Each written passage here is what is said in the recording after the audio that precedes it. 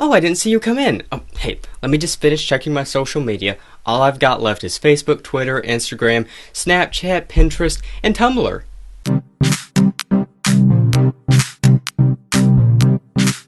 Hello everyone, welcome to Sunday night, the perfect way to end your day. My name is Carson Frisky. Everyone these days has some form of social media. Like, you're literally watching this on a form of social media. So today I'm going to discuss 3 things regarding social media.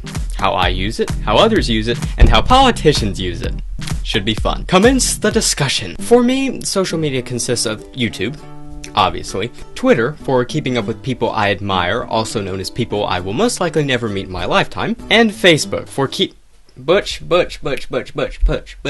Calm down. Butch, stop with the litter, please. I'm trying to talk about Facebook. And Facebook, for keeping up with people on Facebook. And Instagram, for keeping up with the people you followed on all the other sites, but they show their artsy side on there.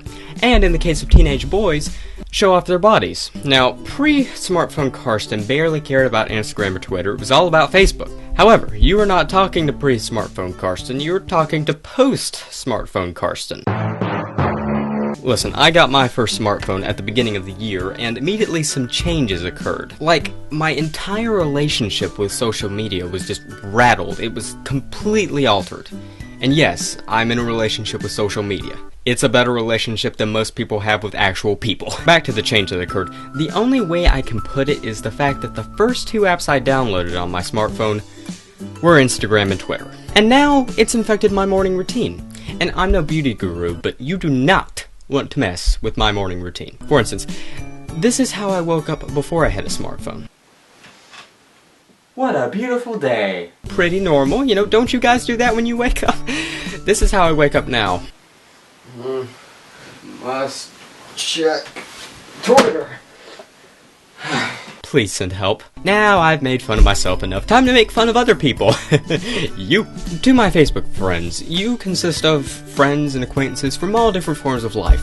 To cut it short, you're pretty normal. To YouTube, I love you. If I didn't love you, I wouldn't be making this video. To the people I follow on Twitter, it's good to see you're achieving your dreams, and it's also good to see your opinions of food. To people that follow me on Twitter, don't.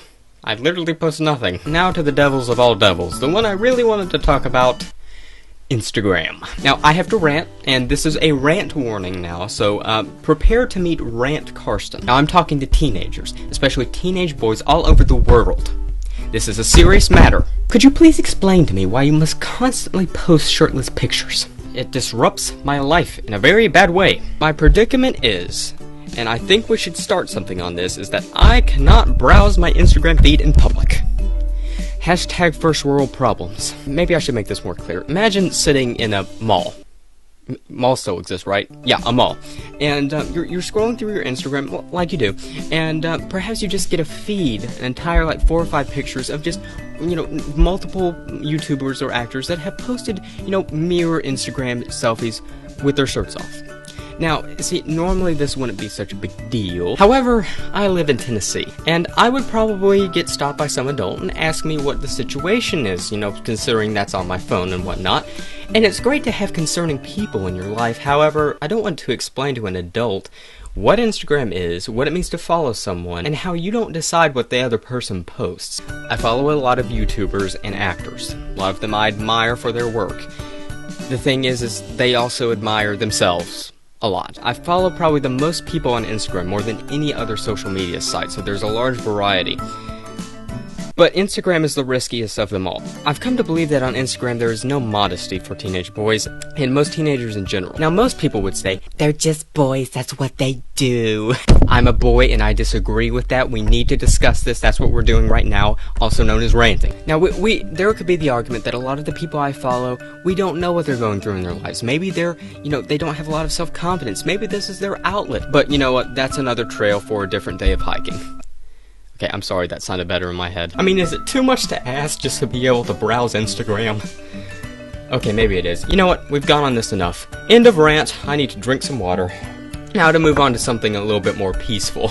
Politics! Now, social media has helped candidates running for the presidency of the United States try to secure more votes and more donations. For instance, you can now hashtag and tweet your favorite political candidate and donate the money. I can already see where this would go wrong. Going to a Marco Rubio rally.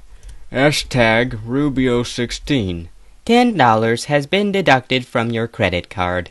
Darlene, get in here! The machines are taking over! And Hillary Clinton has even used social media as a joking point.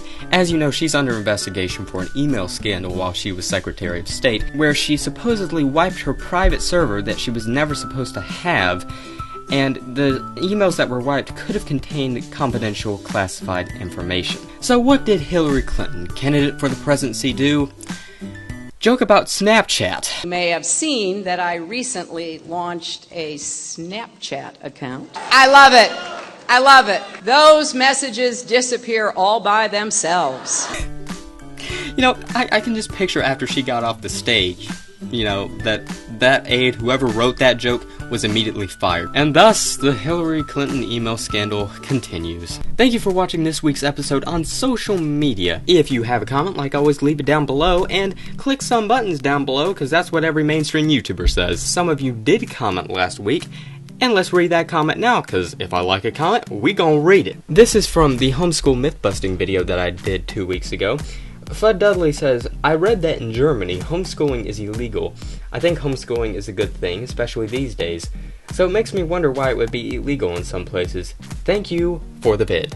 Thank you for the comment. You can leave a comment down below and it might be featured in my next episode. Since this video is on the topic of social media, you can follow us on our very own official Twitter page. We're still kind of building it right now, but I'm going to put a link here for you to follow it for future updates about our newest topics and new videos coming to MFN.